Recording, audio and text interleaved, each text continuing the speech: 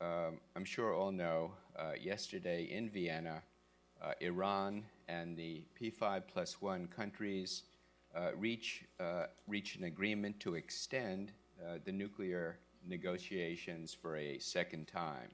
They agreed to seek a political arrangement, a political agreement within about 4 months, and they agreed to try to finalize the details of any political agreement within 7 months, or approximately by late June. During this period, the interim arrangements that were worked out in November 2013 will remain in place. These are the arrangements under a deal called the Joint Plan of Action. And so Iran's nuclear program will remain frozen in all critical respects.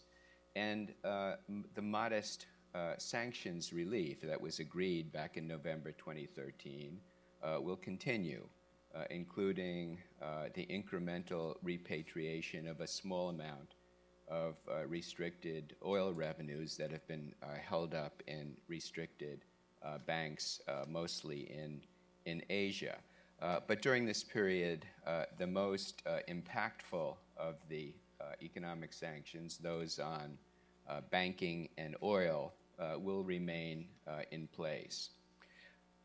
Secretary of State John Kerry gave had a press event yesterday in Vienna, and the Secretary made the case for an extension of the negotiations.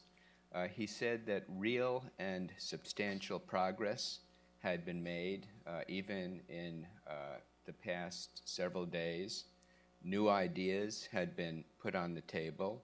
What he was indicating was that for the first time in a while, there was some momentum in the negotiations. The talks were not dead in the water.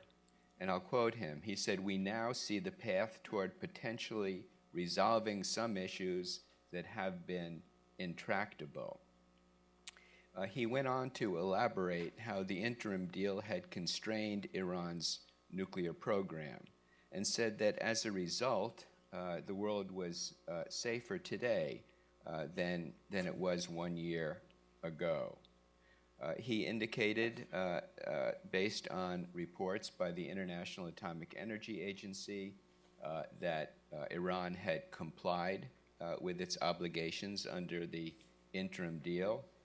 He pointed out that the most powerful sanctions remained in place, and that they provided continuing incentives for Iran to come to terms on a comprehensive agreement.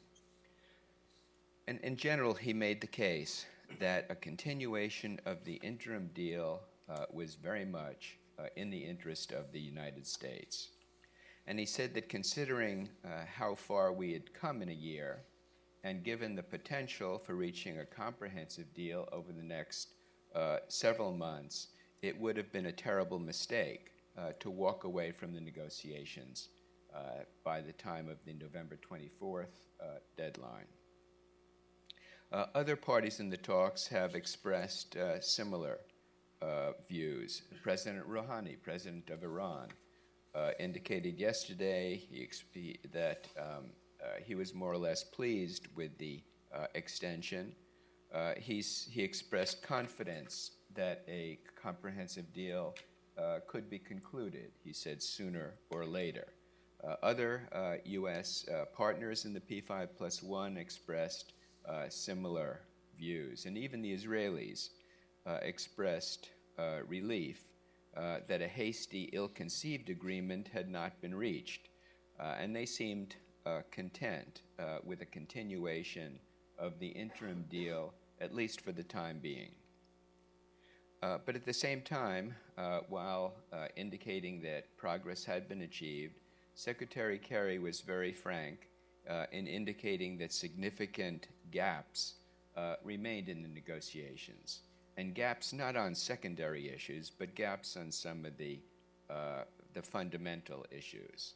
And he made it clear that he considered success to be far from inevitable.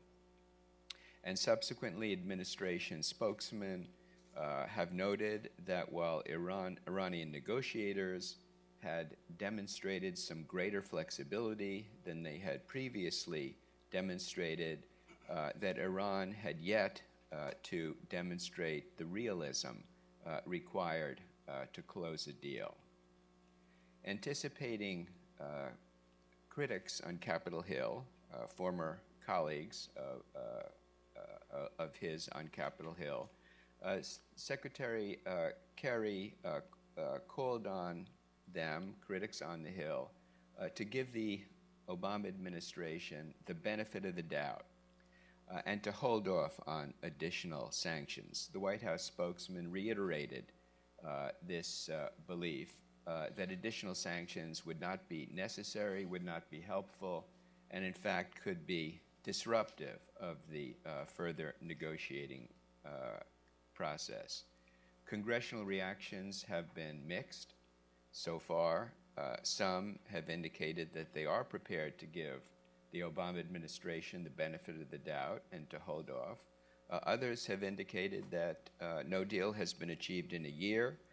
If we have any hope of achieving a deal over the next several months, it's important that we obtain additional leverage, and we can only do that by enacting additional sanctions legislation.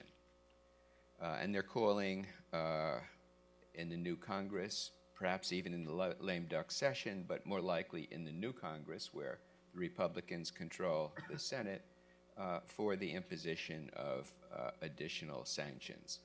So what is the outlook for the period ahead? What is the likelihood that in these coming months a comprehensive deal will be achieved? What are the gaps that need to be closed? What kind of deal would be in the best interest of the United States and of its partners in the Middle East? How will the new Congress react to the extension? How will the Obama administration respond to calls on the Hill for additional sanctions? And what will be the outcome of this potential clash between the executive branch and the legislative branches?